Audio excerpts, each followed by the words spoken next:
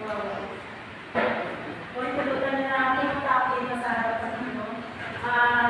Totoo yung sinabi ni Pastor kanina na nagpunta ako dito kasi gusto kong makarating dito sa destino ng ate ko. Isa lang yun, pero actually, sa totoo, merong isang bata, hindi ko alam kung sino sa inyo dito, na isang araw, nagkukwentuhan kami ng ate ko sa Zoom. So, nanay ko nandun din, nakikinig din siya. Sabi ng ate ko, nagsishare siya tungkol dito sa destino niya dito sa Rizal. Sabi niya, kinukwento niya yung mga batang tinuturuan niya. Meron daw isang bata na nandito, may bulang lang.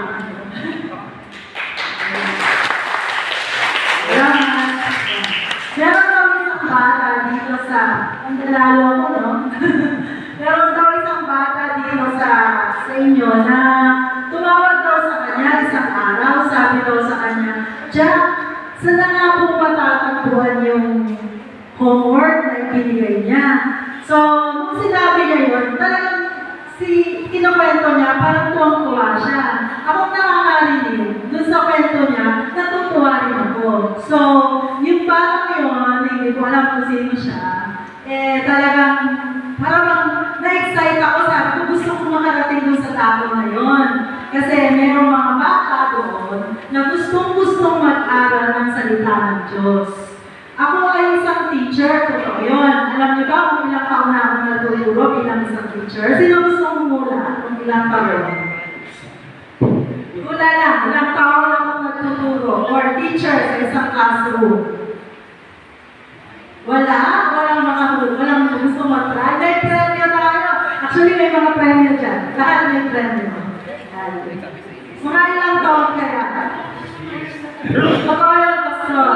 30 years. Sino dito yung matanda o 30 years old na yun? 30 years old. Meron ba?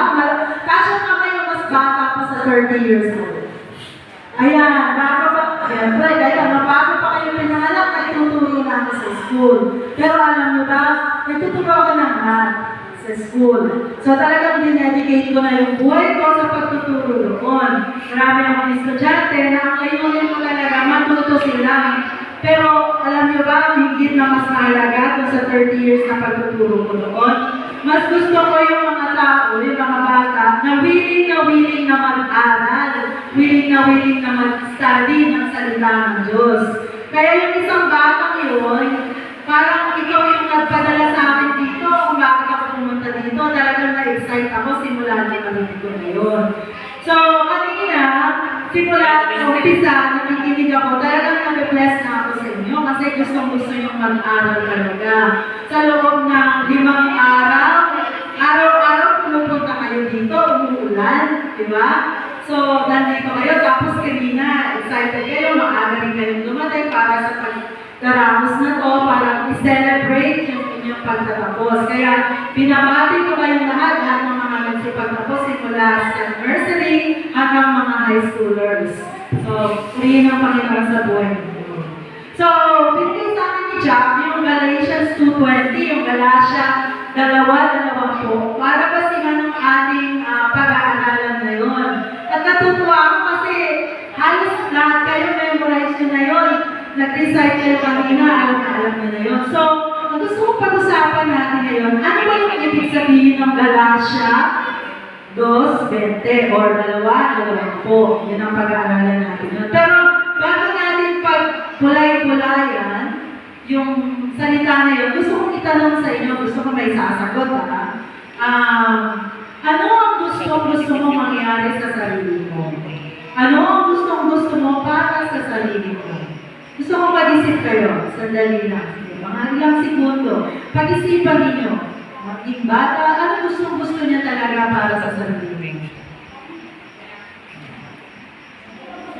Yan, pagkatapos nyo mag-isip, tuloy pa rin ang pag-isip kahit hindi pa kayo handa. Pero yung handa na, itaas ang kamay kung sino yung alam na kung anong gusto niya. Yan, dito. Ano pangalan mo? Okay. Ano yung gusto mo? Chef. Gusto mo maging chef, yung Yun ba yun? Oh, very good. Palakpakan natin. Sino ba? Sino ba meron gusto? Gusto mangyari. Or gusto para sa sarili niya. Taas ang kamay. Wala, nakakaya naman. Siya lang ang merong may gusto. Sino? Dito. Tanong natin dito. Anong gusto mo? Maging teacher din. Just like me. Kailangan natin mga teachers. Sino pa? Maging teacher din. Engineer. Ang lalayo ng mga gusto nyo. No? Ibig sabihin yung pagdating pa ng mga ilang panahon. So maganda yan. Sino yung meron talagang gustong mangyari sa buhay mo? Ano ka ako mato eh? Ano gusto mo?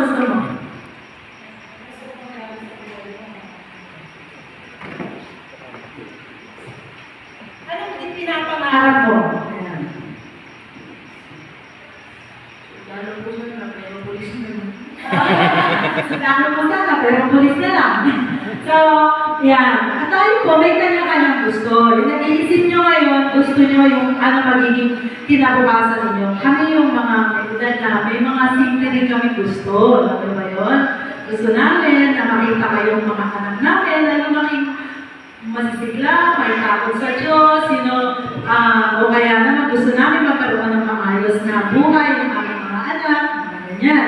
O yung mga high schoolers, gusto ko makakita ng boyfriend na cute, no? Di ba yun?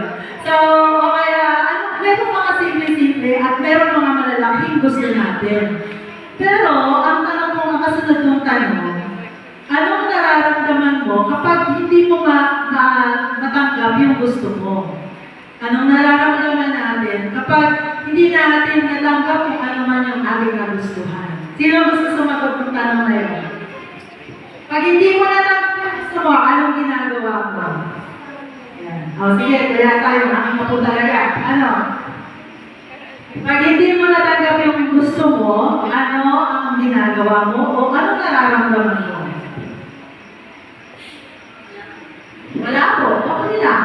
No? Okay lang. Kaya din yan. Ano ba? Sino dito yung nalulungkot kapag hindi nangyari yung gusto? Na, di ba? Malungkot naman po tayo. Ako din eh. Anong nararamdaman? Lalaro. Yan. Nag-ibang siguro. Gano'n. Paglalaro ako, pag hindi nangyari, tama yun. Pwede rin yun. Meron dito yung, meron akong mga, alam nyo sa US, Amerika, maraming klase ng estudyante. Hindi katulad dito, mga Pilipino, doon, iba-ibang kultura, iba-ibang kulay, iba-ibang ugali, gano'n. So, medyo mahirap magturo sa Amerika, alam mo ba? Kahit dito, mahirap mag-teacher. Pero kung gusto nyo, go ahead. Do it. So, yung po sa Amerika, iba't ibang klase ng estudyante. Pag hindi nila nakuha yung gusto nila, KSP sila. Alam niyo ba kung anong KSP? Kulang sa pansin. So, mga KSP sila, gumagawa sila ng mga kalokohan, yung nagpapapansin sila sa mga magulang nila. Minsan matalino talaga sila, pero ayaw nilang mag-aral, kaya nilang bumagsak yung mga grades nila para mapansin lang sila ng mga parents nila.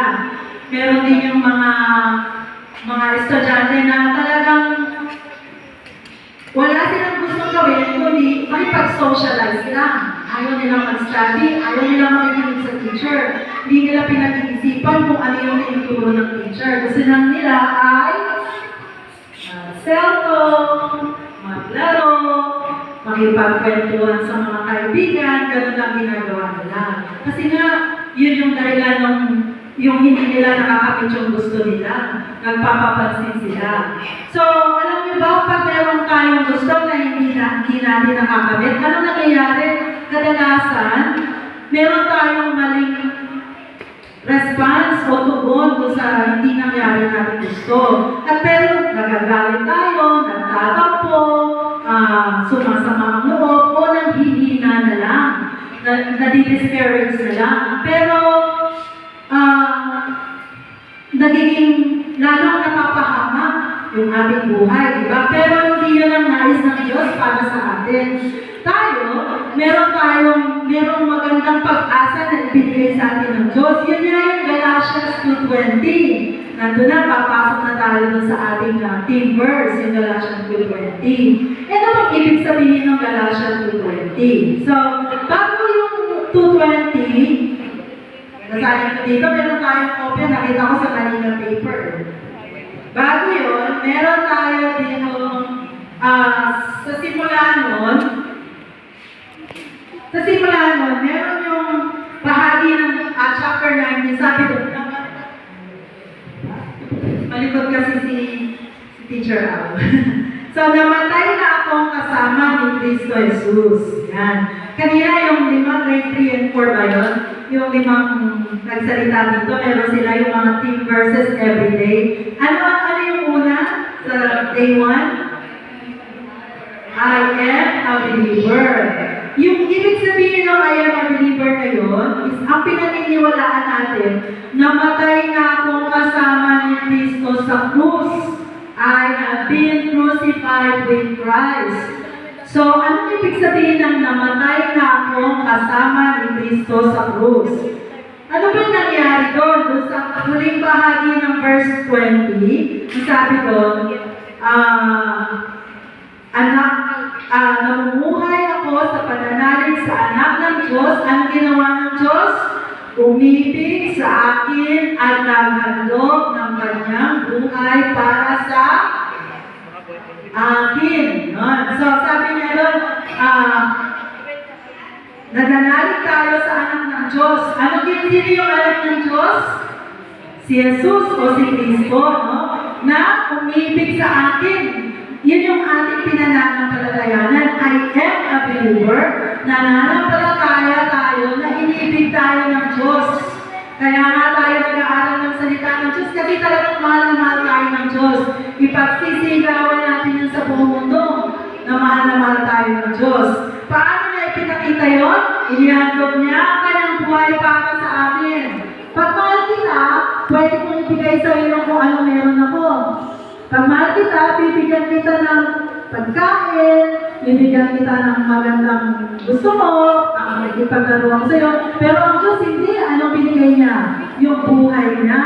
Kailan niya binigay yung buhay niya? Doon ba sa mga taong kaibig-ibig? Hindi, makasalanan pa tayo noon. Kaya alam niyo ba, kahit ako nagkakamali, ako'y nagpapasalamat pa rin sa Panginoon. Patuloy pa rin kasi tayo nagkakamali, nagkakasala eh. Pero yung pag-ibig ng Diyos, hindi dahil sa mabuti ako eh. Mahal ako ng Diyos kahit na ako ay nagkakasala. Kahit nung makasalanan ako. Pero hindi ko na sinasadyang magkasala. Ay, nakakayanan mo sa Panginoon, di ba? Nakakaya sa kanya kasi talaga naman, minahal niya tayo. So, nung namatay siya sa krus, ibinigay niya talaga yung buhay niya sa atin. Yun yung ating pinananampalatayanan. Doon tayo naniniwala, I'm a believer that I have been crucified with Christ. Na ako ay kasama ng